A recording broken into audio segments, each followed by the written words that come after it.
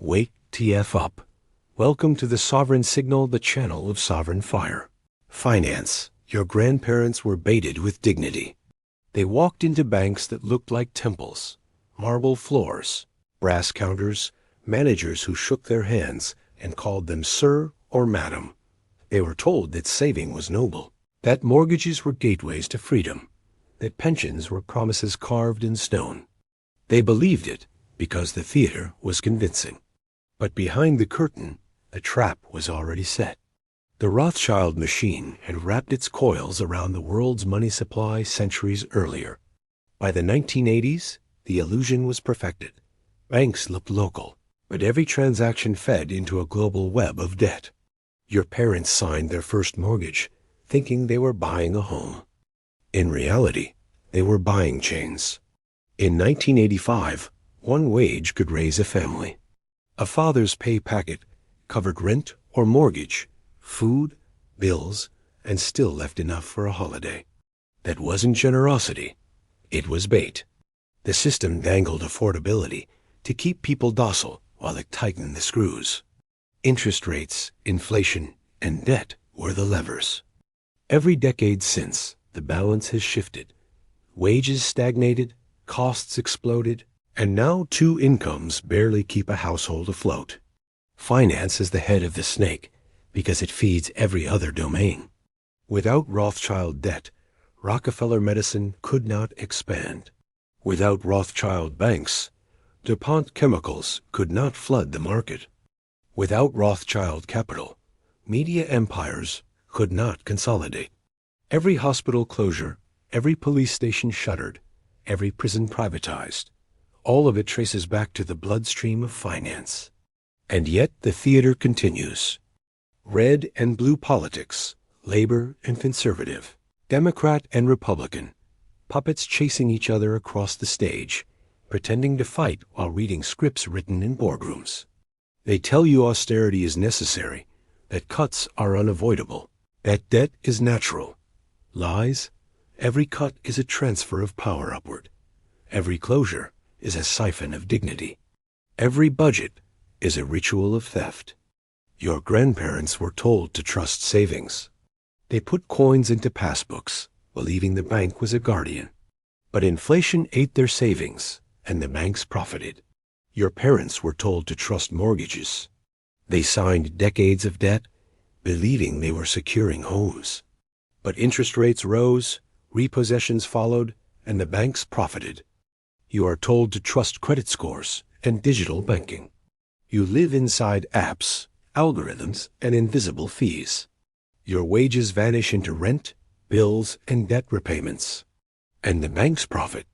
Each generation is fed a new lie, dressed as progress, while the same families tighten their grip. The head of the snake never changes, only the costume. Debt is the weapon. Nations borrow from central banks. Families borrow from high street banks. Both are trapped. Inflation is theft. Wages rise slowly, prices rise fast.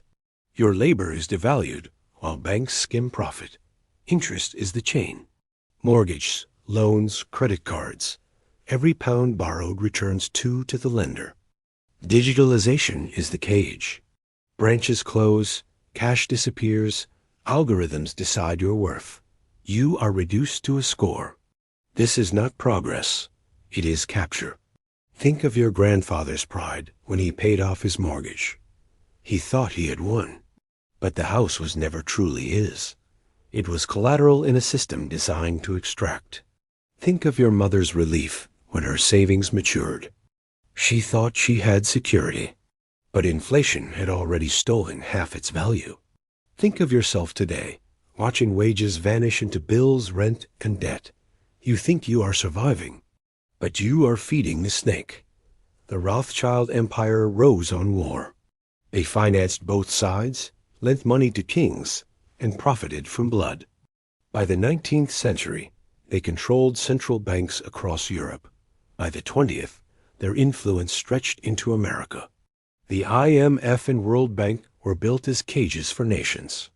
Loans dressed as aid, interest dressed as generosity.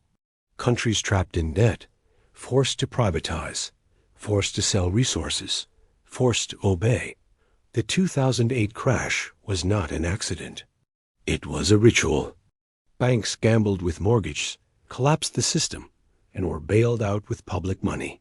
Families lost homes, wages stagnated, pensions evaporated, but the banks survived stronger than before. This isn't just Britain. The same pattern repeats worldwide. The IMF and World Bank trap nations in debt.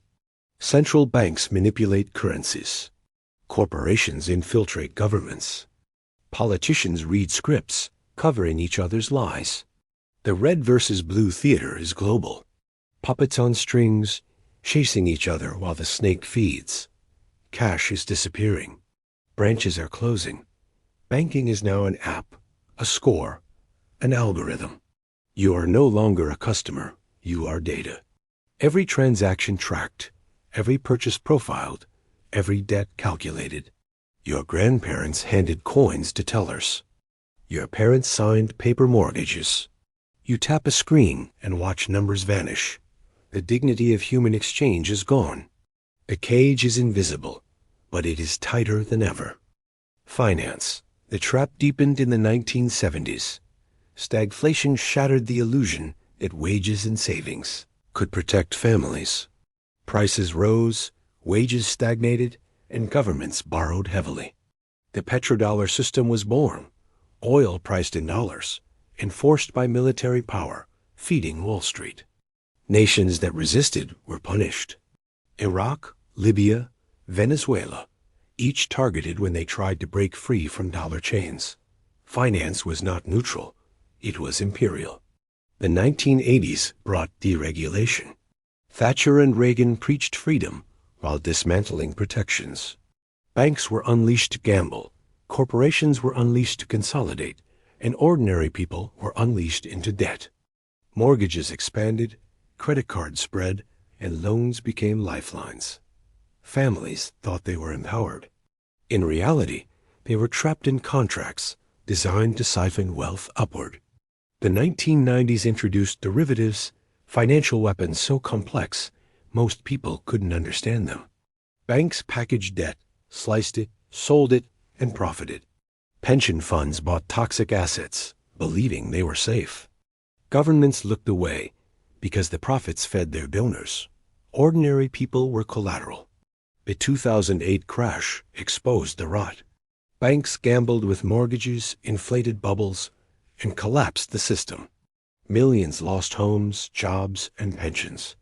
Governments rushed to bail out the banks, not the people. Trillions were handed to corporations, while families queued at food banks. Politicians told you, we must save the system. But the system was never yours. It was theirs. You were sacrificed to keep the snake alive. The 2020 pandemic was another ritual. Lockdowns froze economies, small businesses collapsed, and governments printed money. Stimulus checks distracted populations, while trillions flowed to corporations. Central banks expanded balance sheets, inflating markets, enriching the elite. Ordinary people were trapped in rising costs, stagnant wages, and mounting debt. The theater was convincing. We are protecting you. In reality, they were consolidating power. Finance is not just numbers. It is architecture. IMF structural adjustment programs forced nations to privatize water, electricity, and healthcare. World Bank loans demanded cuts to education and welfare. Countries were told, this is progress. In reality, it was theft. Africa's resources were sold, Asia's currencies manipulated, Latin America's industries dismantled. Sovereignty was stripped, dignity erased, profit extracted. Your grandparents saw banks as temples. They believed marble floors meant stability. Your parents saw mortgages as gateways. They believed home ownership meant freedom. You see apps as convenience.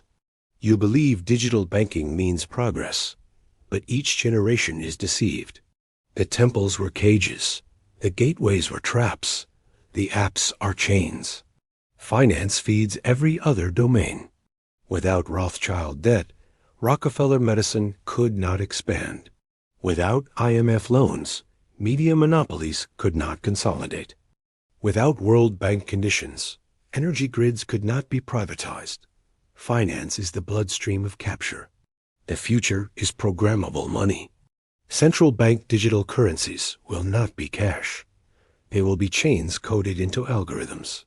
Every transaction monitored, every purchase controlled, every debt enforced. You will not own money. You will rent it from algorithms. You will not spend freely. You will obey conditions. You will not escape. You will comply. Imagine your child trying to buy food. The algorithm decides if they are allowed. Imagine your neighbor trying to protest.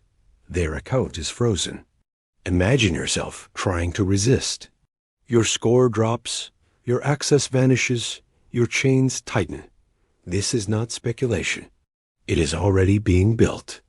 Finance is the head of the snake because it feeds every other domain. Medicine, media, law, war, food, education, energy, community, digital, politics, all of them are funded, sustained, and controlled by finance. Cut off the head, and the body collapses. But as long as the head survives, the body thrives. Your grandparents were baited with savings. Your parents were baited with mortgages. You are baited with digital convenience. Your children will be baited with programmable money. Each generation is fed a new lie, dressed as progress, while the same families tighten their grip. Wake up. See the captured finance.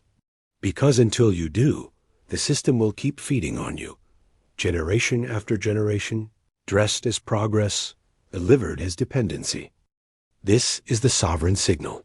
Support the mission. Like, share, subscribe. Wake TF up.